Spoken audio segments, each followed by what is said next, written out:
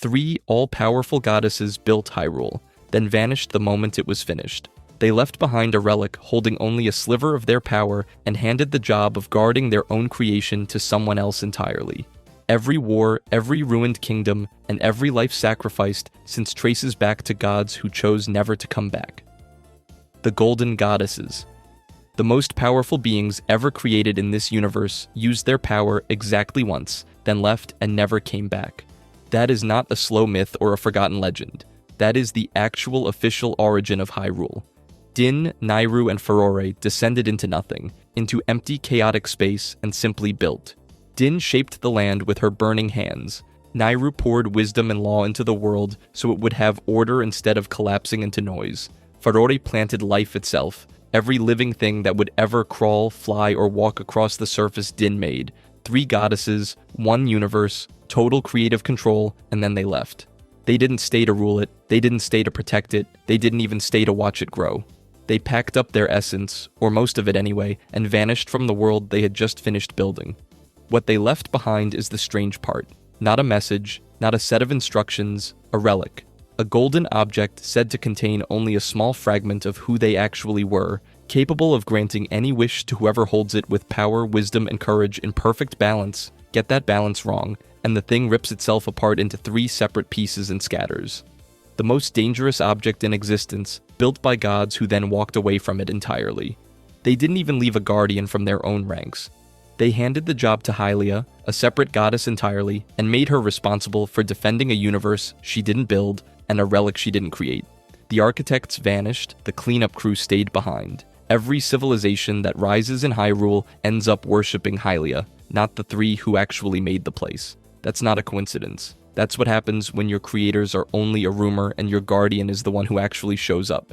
3 gods built a world, handed the hardest job in existence to someone else, and disappeared before anyone could ask them why. But a relic that can rewrite reality for anyone whose heart is truly balanced raises a colder question the goddesses never stuck around to answer. What exactly did they leave behind, and what happens the moment the wrong hands reach for it? The Triforce. Picture the most powerful object in existence, capable of granting any wish, sitting completely unguarded, with zero opinion on who picks it up.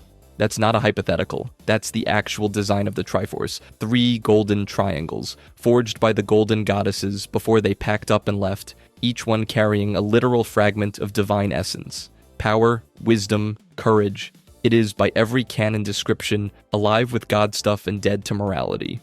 It doesn't care who touches it, that's worse than it sounds. A weapon that only works for good people is a safeguard. A weapon that works for anyone is a coin flip. The entire world has to keep losing.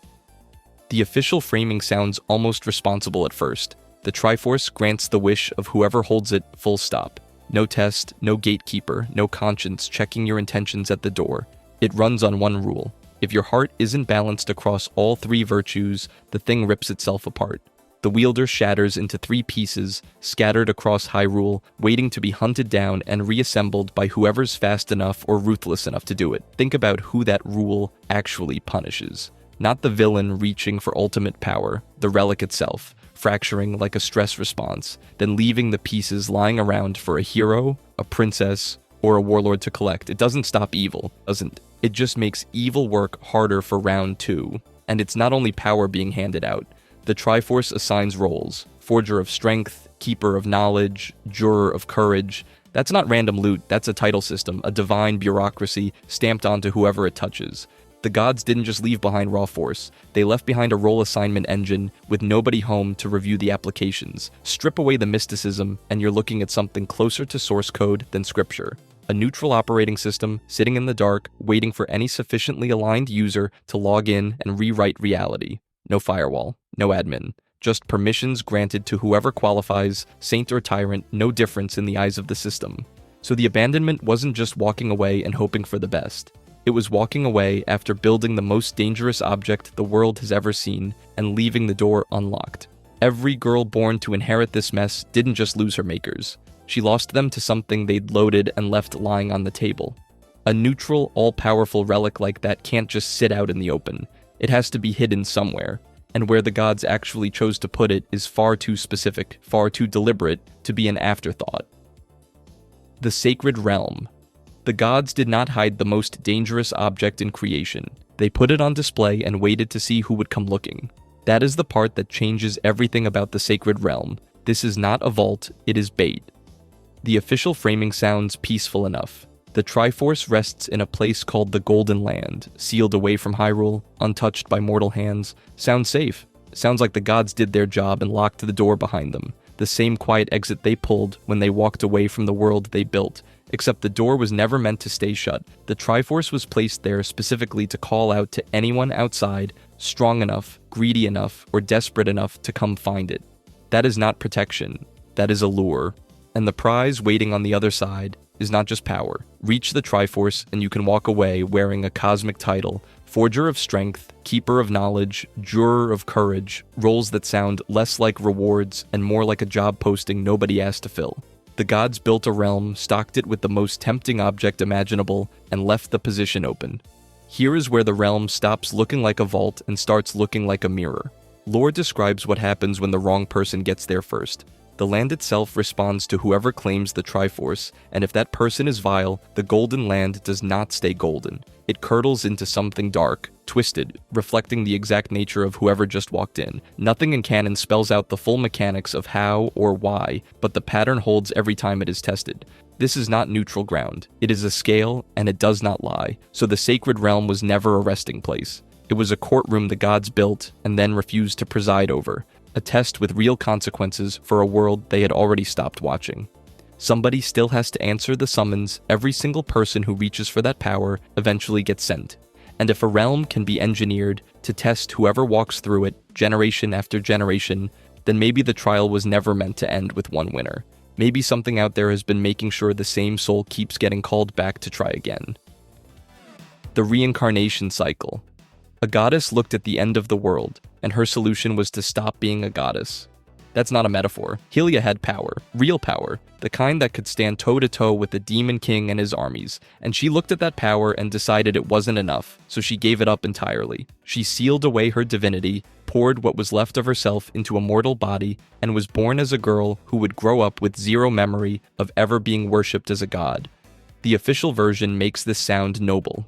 Sacrifice, duty, the greater good. And it is that. But it's also a life sentence because Hylia didn't just get born once, she keeps getting born. Lore describes her as carrying the same name through every incarnation, wearing a new face and a new childhood each time, but always circling back to the exact same soul doing the exact same job. Protect the Triforce. Protect the world. Forever. Here's the part that turns this from sad into genuinely brutal. This cycle isn't Hylia's punishment alone. It's tied directly to a curse laid down by the demon she originally sealed away. A curse that guarantees her chosen hero and her own bloodline will keep facing his hatred, reborn again and again, no matter how many times they win. Some lore descriptions go as far as calling Hylia the literal original identity of the first Princess Zelda, not an ancestor, not an inspiration. The same being, wearing new skin, over and over, that reframes everything about the golden test we already picked apart. It was never something Hylia volunteered for once and walked away from. It's something her soul gets re-enrolled in every single lifetime, whether she remembers signing up or not. Now here's where the evidence gets thinner, so let's be honest about it. Whether every single link across every era is that same literal heroic spirit reincarnating, or something closer to fate handpicking a new soul who happens to fit the role, is never spelled out directly. Nothing in canon confirms it outright. But follow the pattern. A goddess who reincarnates specifically to keep fighting one war does not need a hero who shows up as a coincidence. She needs one who keeps showing up on schedule, so picture it plainly. Somewhere out there is a teenage girl who has no idea she used to be a god, waking up to prophetic dreams she can't explain, inheriting a war she never agreed to fight because the being who built this whole arrangement was her, and a cycle like that only works if there's an opponent worth reincarnating for. Something has to come back on the other side of that curse to make the war worth refighting, and whatever it is doesn't return wearing a crown or a name. It returns wearing fangs. Ganon's beast form. A man asks for the power of gods and gets an animal in return. That is the actual trade. Ganondorf takes hold of the Triforce of Power expecting strength, dominion, a kingdom that finally listens. What he gets is a body that stops being entirely his own. The first time it happens, the transformation reads like a reward. Skin gives way to hide, a crown of tusks, a frame built to crush castles instead of rule them. It looks like an upgrade. It is closer to a diagnosis. The relic itself is not new to this story. Back in Section 2, it was neutral, a cosmic switchboard built by the golden goddesses to grant wish, strength, and knowledge to whoever proved worthy. Nobody said what happens when unworthy hands grab the strength piece and refuse to let go. Ganondorf finds out. The Triforce of Power does not just make him stronger, it makes him more. More rage, more hunger, more of whatever was already curdling underneath the crown. The gods built a battery with zero safety limiter, and Ganondorf plugs straight into the raw current. This is where the pig demon comes from. The monstrous Ganon lurching through the original Legend of Zelda, through Zelda 2, through A Link to the Past, is not a separate villain from the calculating Sorcerer King. He is the same man, past the point where power and hatred stop fitting inside a human shape. Two faces, one curse. The cunning Ganondorf plots the invasion. The beast Ganon is what happens after the plotting is done and there is nothing left to restrain. Nothing in canon spells out why this keeps happening across centuries, but follow the pattern.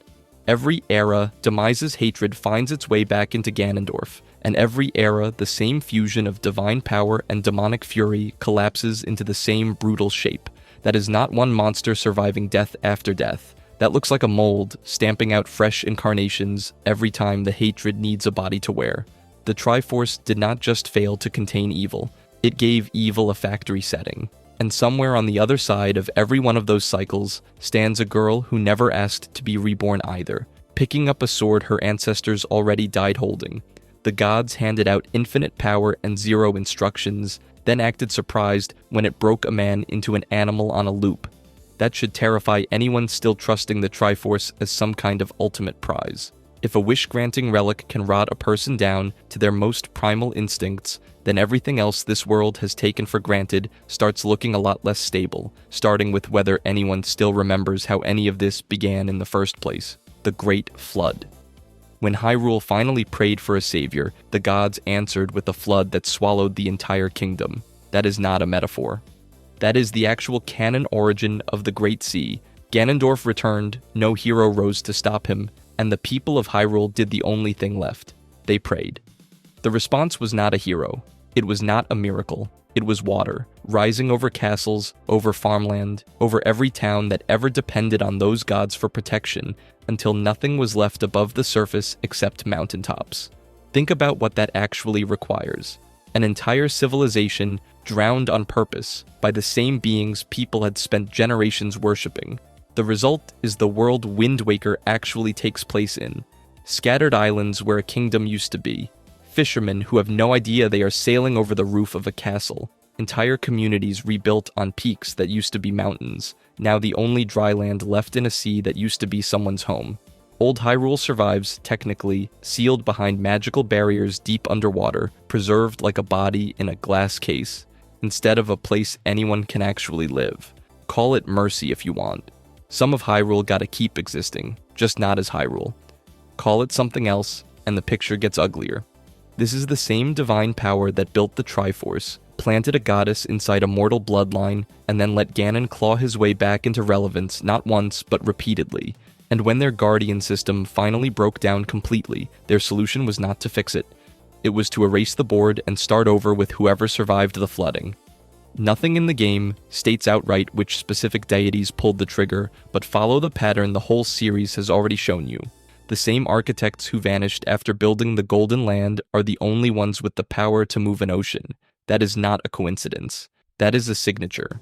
So the gods who abandoned their world once already came back exactly one time, and their comeback was to drown it. Somewhere in that story is a girl who never asked to be born into a bloodline built to clean up divine mistakes, watching the only home she could have had disappear under salt water before she ever got to stand in it. That is the bill nobody else was ever going to pay. A drowned kingdom should stay drowned, buried, forgotten under a few hundred years of coral and silt. Yet somewhere down there, something impossibly old is still keeping score, still holding on to every version of Hyrule that came before this one, including the one the gods thought they'd erased for good. The Great Deku Tree. Every flood in Hyrule's history was designed to make people forget, and one tree simply refused to. That's the problem with drowning your mistakes. Water gets everywhere except where roots go deep enough to survive it. While kingdoms rise, get erased, and rise again under new names, the Great Deku Tree just keeps standing there, watching, remembering things nobody alive was supposed to remember. On the surface, it looks like standard fantasy set dressing. Big old tree talks in a slow, wise voice, hands out a sword or a quest, dies dramatically to remind you the stakes are real. That's the version most players walk away with. But go back through its appearances and the tree isn't reacting to events like a bystander. It's referencing them like a witness who was actually there, across eras that shouldn't share a timeline in any tidy way. In Breath of the Wild, the Great Deku Tree speaks about Hyrule's past with a familiarity that goes far beyond local gossip. It guards, it guides, it remembers, and it does all three like it has done them before, many times, for heroes whose names have long since crumbled off any monument. It has traditionally stood watch over the Master Sword itself, which means its memory isn't a party trick. It's load-bearing. The tree isn't a decoration next to the hero's journey. It's stitched into the architecture of it. That puts its perspective on a timescale that makes royal bloodlines look temporary, which they are. Kings die, castles fall into the ground and get farmland planted over them, the way we saw entire ages get swallowed and reset before this. The Great Deku Tree doesn't fall into that pattern. It just adds another ring. Nothing in canon states outright that it's one continuous consciousness surviving every collapse and every timeline split, so tread carefully here, but follow where the pattern actually points. A being defined by memory, planted before kingdoms existed, still standing after Hylia's champions, have fought Ganon across cycles nobody bothered to number. If the gods built a world that erases itself on schedule, something rooted deep enough not to float away becomes the one loophole in the whole design. Somewhere in that bark is the actual cost of divine absence, counted in centuries, in champions who didn't come home, in a goddess who kept being born again, just to lose the same war. The tree never asked for the job of remembering what everyone else was built to forget. But a single tree remembering across the ages is one kind of survivor. There are also whole peoples who left their knowledge behind and then vanished, and untangling which of them came first is where the real arguments begin. Sheikah and Zonai. Two different civilizations built god-tier technology in Hyrule's past, and Nintendo has never once told us which one came first. That is not a small gap. That is the entire ancient history of this world sitting on a coin flip. The Sheikah part is solid ground. They are the clans sworn to guard Hylia and the royal bloodline, the ones who carved mystic symbols into everything from towers to shrines, the ones who built the tech that keeps resurfacing exactly when a hero needs saving. Their fingerprints are on the Triforce's protection from the beginning, and that loyalty tracks with something else that actually happened to Hyrule's faith. Modern Hylians do not pray to the golden goddesses anymore, they pray to Hylia. The gods who built the world got demoted, and the goddess who gave up her divinity to live among mortals became the one people actually worship. That is not a footnote. That is an entire religion quietly replacing another one, and the Sheikah rode that wave straight to power as Hylia's personal enforcers. Then the Zonai show up and the ground stops being solid. Their ruins do not look like leftovers. They look like a rival empire. The constructs rival Sheikah tech and in some places outclass it. The trial structures echo the same hero testing format, but the symbols point somewhere else entirely, toward older, more primal power structures with no obvious loyalty to Hylia at all. Nothing in canon states outright how these two groups relate, but follow the pattern the ruins leave behind. You are looking at two separate tech cults who both got to play God in ancient Hyrule, one dressed in Hylia's colors, one answering to something that predates her entirely. Fans have spent years fighting over which one blinked first. Some say the Zonai are the older precursor, the root the Sheikah eventually grew out of. Some say they are rivals who lost the war for Hyrule's soul and got buried for it. Some say they are just a forgotten branch of the same tree, split off and left to rot in separate ruins. Nintendo has never picked a side, and that is not an accident either. Vague history is expandable history, but strip away the theory crafting for 1 second and look at what actually happened here. The Great Deku Tree could still remember the goddesses. These people could not even remember each other. An entire civilization capable of building machines that outlast time itself vanished so completely that we cannot even confirm they knew the other one existed. Somebody lived through the fall of that world. Somebody watched it happen and left nothing behind but stone and circuitry to explain why.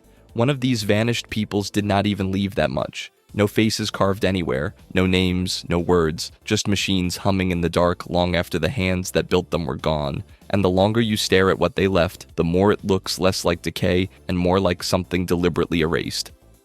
The Zonai. An entire civilization advanced enough to bend the sky itself left behind exactly 0 words explaining who they were. Not a diary, not a name carved into stone, not one skeleton with a story attached. Just machines that still work, ruins that still stand, and a silence so complete it starts to feel less like an accident of history and more like a decision. The obvious version says the Zonai were just early Hylians with good tools, a rougher draft of the Sheikah. The evidence says something stranger. Sheikah ruins come, wrapped in text, terminals, and lore entries that practically narrate themselves. Zonai ruins come wrapped in dragons, owls, and boars, carved over and over into stone that never once explains what those animals meant to the people who put them there. The Sheikah left you a manual, the Zonai left you a myth with the pages torn out, and the technology only deepens the problem. These are constructs that channel energy, devices that predate and in places outperform Sheikah engineering, scattered across Hyrule as if a second industrial age happened before the first one anyone bothered to write down. That is not a footnote, that is a whole hidden epic of people who could build flying machines and chose to leave nothing behind explaining why. Their relics do not sit in city centers either. They sit in chasms, sky islands, and buried depths, tucked into the exact places later Hylians treated as dangerous or forbidden, a culture that important should be everywhere in the historical record. Instead, it is nowhere, except in the corners of the map nobody wanted to visit. Nothing in canon says outright why the Zonai vanished or what they believed, but follow the pattern. A people who leave monuments instead of memoirs are not simply lost to time. They are a civilization that seems to have edited itself out on purpose, the same way the last unexplained disappearance you just watched left nothing but ruins for someone else to inherit. Fans have spent years trying to fill that hole, tying the Zonai to the golden goddesses, to demise, to dragons, even to origins that never touched Hyrule's soil at all. None of it is confirmed. All of it exists because the silence is so total that people would rather invent an answer than sit with none. That is the real weight of it. Somewhere down the line, someone was born into a kingdom, built on top of a people who refused to explain themselves and never got a say in what they inherited. A people who erased their own origin is unsettling enough, but at least they were, in some sense, of this world. What comes next is worse, a place that looks like home, built from faces you already recognize, and none of them arrived by choice either. Termina. Somewhere in Zelda's world, there's a version of your life playing out with a stranger's face on it. Termina is that place. Everyone Link meets there looks exactly like someone he already knew back in Hyrule, but not one of them remembers him, and none of them are actually the people he lost. That is not a coincidence, and it is not a simple copy-paste world either. The mayor of Clocktown wears the face of a Hylian soldier. The ranch girl is a dead ringer for a friend from home. Even the villain's servant mirrors a familiar merchant. Termina looks like Hyrule reflected in a cracked mirror, close enough to recognize, warped enough to feel wrong the second you look too long. Link gets there by chasing Skull Kid through the Lost Woods, getting jumped, turned into a Deku scrub, and shoved down a tunnel that spits him out in a completely different world. A talking tree, a forced transformation, a crawl through the dark into somewhere new. That is not how you cross a border. That is how you cross into a dream, or a memory, or something worse. Nothing in the games ever confirms what Termina actually is. Nothing in canon says this outright, but follow the pattern. A land built entirely out of faces from Link's own grief, populated by people who don't know they're borrowed, running on a private clock that has nothing to do with Hyrule's timeline at all. It plays like the inside of a boy's head after too much loss, dressed up as a kingdom, and that clock is the real horror. Termina isn't just strange, it's dying. The moon is falling, and everyone under it is locked into the same 3 days on repeat, forever approaching an ending that never quite lands unless Link intervenes. Zonai builders erased their own fingerprints and left silence behind them. Termina goes one step further. It questions whether there was ever a real beginning to erase at all, or whether the whole place exists only because someone needed somewhere to put their pain. Every loop resets the same bakery owner, the same lost couple, the same soldiers. None of them aware they've lived this countdown 100 times before. They love, they argue, they wait for a wedding that keeps almost happening, completely blind to the moon over their heads. That's the cost hiding under the mirror world gimmick. A person waiting for something good, about to lose it to a sky that's about to fall, and never even getting to see it coming. Whether Termina is real, a dying pocket universe, or the architecture of one boy's mourning, the people inside it are 3 days from annihilation and do not know it. And there is one figure who seems to know exactly what's coming, who slips between both sides of that boundary like he built the door himself, grinning the entire time. The Mask Salesman. He sells party favors to children, and he is also one of the most quietly terrifying beings in this entire universe. Nobody in Hyrule questions him. Rule. That's the trick. The smile is doing a lot of work. In Ocarina of Time, he is a shopkeeper. A weird one, sure, but a shopkeeper selling masks out of a shop like any other merchant trying to make rent. Then Termina happens, and the mask stops being a costume and starts being the reason he exists at all. He is not surprised by what the cursed mask can do. He already knew, he already tracked it down, and he already understood exactly what kind of catastrophe he was chasing before Link ever picked up an ocarina in that new world. An ordinary salesman does not do that. Players have documented him doing things that break the space he stands in. He appears to shift position inside a single room without walking there. His face changes registers in an instant, delighted to furious to unreadable, like a mask being swapped on his own head.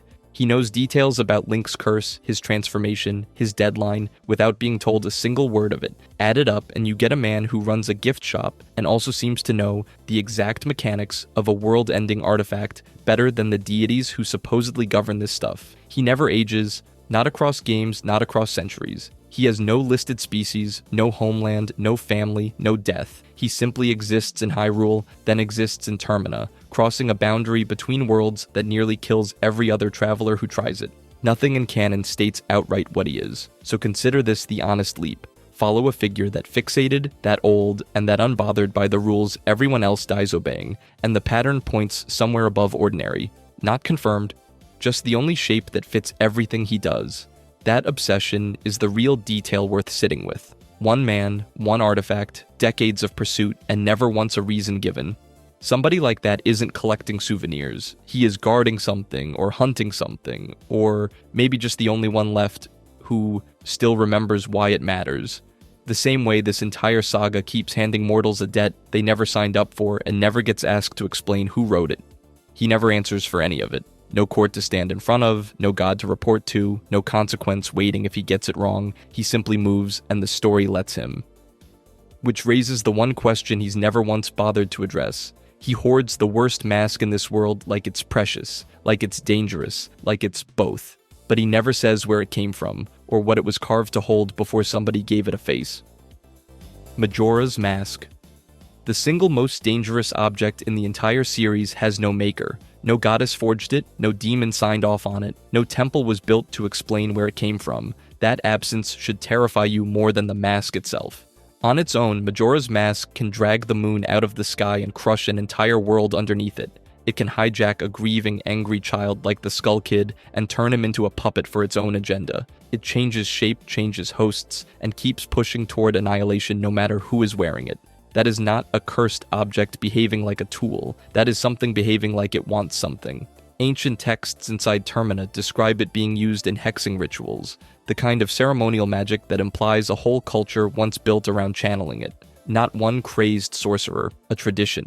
People who understood how to point this thing at a target and unleash it on purpose. Somebody taught somebody else how to do that, generation after generation, which means an entire forgotten religion once organized itself around wielding an apocalypse. And here's the part that should break your understanding of how this universe works. Search the Triforce mythology for Majora's name and you will find exactly zero. No connection to the Golden Goddesses, no link to Demise's curse, no footnote in Hylia's war. The most catastrophic magical force ever put in front of a Link answers to no established god, because the established gods never made it. Every god in this world so far has at least left a trace of accountability behind. Even the salesman hunting artifacts he refuses to explain leaves a name and a shop and a face. Majora leaves nothing. It is power that exists with zero owner and zero record of creation, sitting outside a cosmology that claims to have everything covered. Somewhere between 3 days and a countdown clock, a scared kid in a Deku Scrub's body has to stop a world-ending force that the actual architects of that world apparently never accounted for. Maybe the Golden Goddesses never made it because it isn't theirs to claim. Maybe something older was already carving faces into cursed wood long before Hyrule had a Triforce to protect. Nothing in Termina confirms that outright, but follow the pattern. A ritual culture, a sentient will, a total absence from divine record. That is not the profile of a rare magic item. That is the profile of a god nobody wrote down, which means the abandonment does not stop at one missing creator.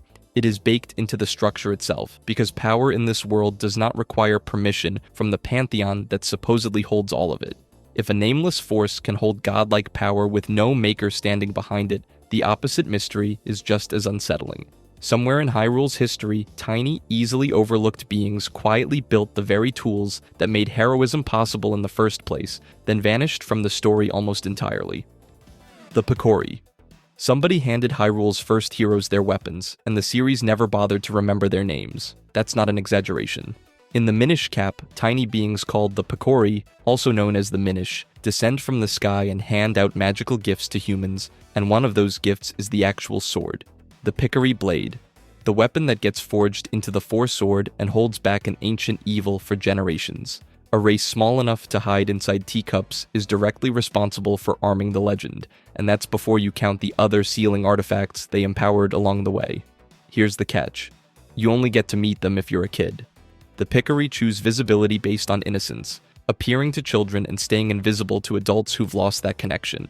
It's a completely different rulebook than the usual god-to-hero handoff you see everywhere else in the series. No temples, no trials, no chosen bloodline, just whether you're young enough to still believe they're there. They live in hidden villages tucked into the corners of the world, doing enormous work for civilization while asking for almost nothing back, and then the story just stops talking about them. One game. That's the entire footprint. A race that forged the blade behind one of Hyrule's foundational hero myths gets a single appearance and zero follow-up.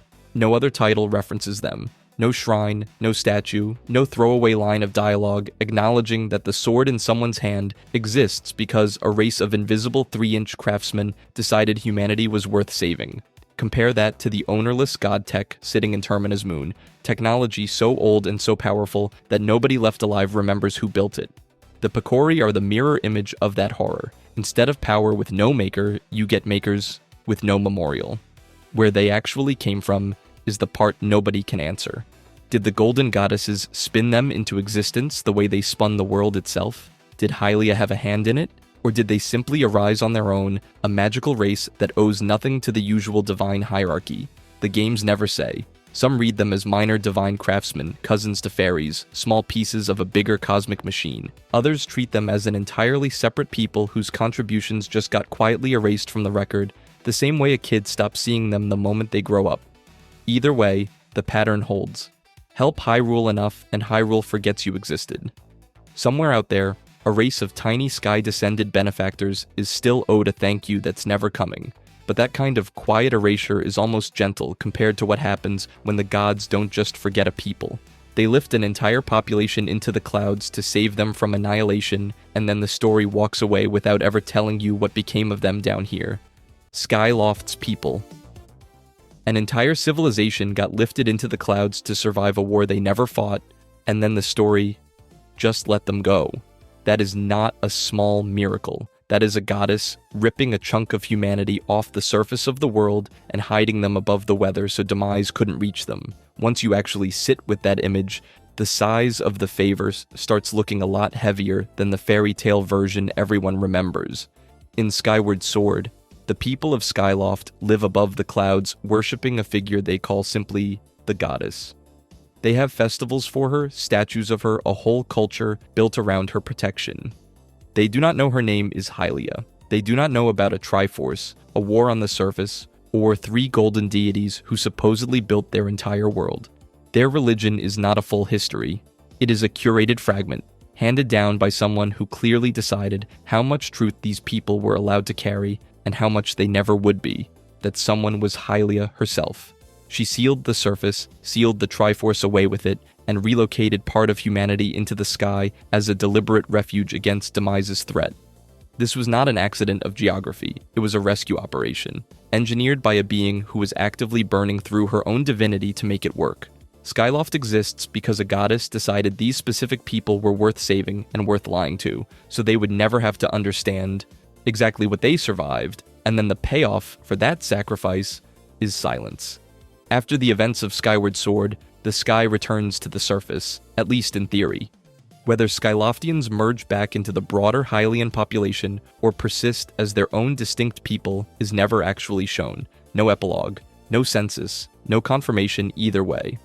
A society Hylia bled her own godhood to protect just quietly exits the historical record, like nobody thought to check on them after the credits. Later, Hylians could plausibly be their descendants, and Tears of the Kingdom's floating islands feel like an echo of the same instinct, humanity retreating skyward the moment the ground stops being safe. Nothing in canon draws that line directly, but the pattern is hard to unsee once you notice it once. What is harder to explain away is the scale of the disappearance. This is not one forgotten craftsman lost to obscurity. This is a founding population, saved at enormous personal cost, vanishing completely from the mythology their rescuer helped build. Hylia paid in divinity to keep them alive, and the story repaid that sacrifice by forgetting they ever existed in the first place. A goddess who threw away her divinity to save her people, only to watch them fade quietly from memory, forces the question the whole story has been circling since the beginning: who put her in the position to pay that price, and why did they never pay it themselves? The goddess's nature. 3 beings created an entire universe and then made themselves almost completely unnecessary to it. That is not an accident of storytelling. That is the actual state of the golden goddesses in nearly every game since their one act of creation. Din, Nayru, and Furore shaped the world, folded their essence into the Triforce, and handed the day-to-day job of guarding it to Hylia. Not a piece of the job, almost all of it. Once Hylia takes over, the golden goddesses barely intervene again. Not in Ocarina of Time, not in Skyward Sword, not in any of the games where their own creation is actively falling apart. The one confirmed exception is a last resort. When Ganon's return threatens to consume everything, the goddesses flood the entire kingdom rather than let him win, burying Hyrule under an ocean instead of losing it outright. Modern Hylians reflect the smaller pattern anyway. Prayers go to Hylia. Statues get built for Hylia. The being who inherited the responsibility gets the daily worship, while the beings who created the responsibility in the first place fade into a bedtime story painted on a ceiling. Ask an NPC in most Zelda games who made the world, and you will get a vague gesture at the goddesses, plural, unspecific, almost apologetic. Nobody prays to Din for rain, nobody thanks Furore for the forest. The creators of everything have been demoted to footnotes in their own mythology, wheeled out only when the entire world is about to end. So where do they go? The rest of the time. Some interpretations argue the Triforce itself was the last thing they had left to give, that pouring their essence into it was not a gift but an exit, 3 gods spending down their own divinity until there was almost nothing godlike left to retreat to. Nothing in canon confirms this outright, but follow the pattern. They act once, they vanish for centuries, and the one object they left behind carries exactly the kind of power you would expect from beings who had nothing left over to keep for themselves. And that thin trail leads somewhere colder. If the golden goddesses cannot be observed, cannot be contacted, and leave almost zero measurable trace across the entire timeline except when the whole board is about to be swept, then functionally there is barely a difference between 3 gods who spent themselves down to almost nothing and 3 gods sitting somewhere untouched watching. Either way, the result is nearly identical. Either way, Hylia is the one who answers day to day. Either way, she is the one who keeps waking up as a scared teenage girl who has to relearn over and over that the war she is bleeding for was never actually hers to fight. That is the cost of the ambiguity, not a lore gap. A bill, and someone is always the one paying it. We already watched a version of this play out with a race of tiny craftsmen who forged some of Hyrule's most important heroic tools, and then vanished from the series almost entirely, their origin never tied back to any known god. That absence looked like an isolated mystery at the time. It is starting to look like a habit. But absence assumes something was spent, something faded, something ran out. The final turn asks whether there was never any fading at all. Not gods who ran dry, gods who made sure they could never be found, who they really are. The golden goddesses never disappeared. They got away with something. That is the sentence hiding under every mystery this video has walked through. A drowned kingdom left to survivors. A war handed to heroes who keep getting reborn to fight it. A goddess who forgets she was ever a goddess. Different names, different centuries, same shape. Something enormous makes a decision, and something small pays for it forever. Look at what the goddesses actually did before they left. They did not simply build Hyrule and wander off distracted, the way a god in a lazier myth might. They created the world from nothing, poured what remained of their power into the Triforce, and then made a decision that looks less like an ending and more like a plan. They appointed a guardian. They picked Hylia, a subordinate, and handed her the one job that should have stayed with the makers: protect what we built. We will not be doing that ourselves. Nothing in the myth spells out why three omnipotent beings needed an exit strategy from their own creation. Follow the pattern anyway. A relic gets built to hold their essence, so they do not have to. A guardian gets appointed so they do not have to answer for what that essence unleashes. And then permanently they are gone. Not weakened by the effort of creation, not destroyed, not defeated. Simply absent in a way that happens to leave zero possibility of ever being asked to explain themselves. Hylia is where that arrangement stops being theology and starts being a person. She loses a war the goddess's own creation made possible, and her answer is to surrender her divinity entirely, to be born again as a mortal girl who will never remember standing where the goddesses once stood. Every single time, she does not get to retire the way they did. She gets to do it again and again, carrying a fight she never started because the beings who started it built themselves a door marked exit only. That is the real design of this world. Skyloft forgot the surface to survive it. The Zonai vanished and left their tools to be misread as divinity. The champions died protecting a failsafe someone else engineered and then walked away from. Every one of those was the same abandonment wearing a different mask, and the goddesses were simply the first to do it, and the ones everyone else has been imitating ever since. So the mystery was never a missing fact. It is a missing party. The most powerful beings in this mythology are defined entirely by the one thing they refuse to do, which is stay. And every hero, every reincarnated princess, every survivor rebuilding on top of a drowned civilization is standing in the exact space the goddesses left empty on purpose. The gods did not vanish because the story forgot them. They vanished so nobody could ever hand them the bill. If you enjoyed this video and want to see more, click the video on the screen now.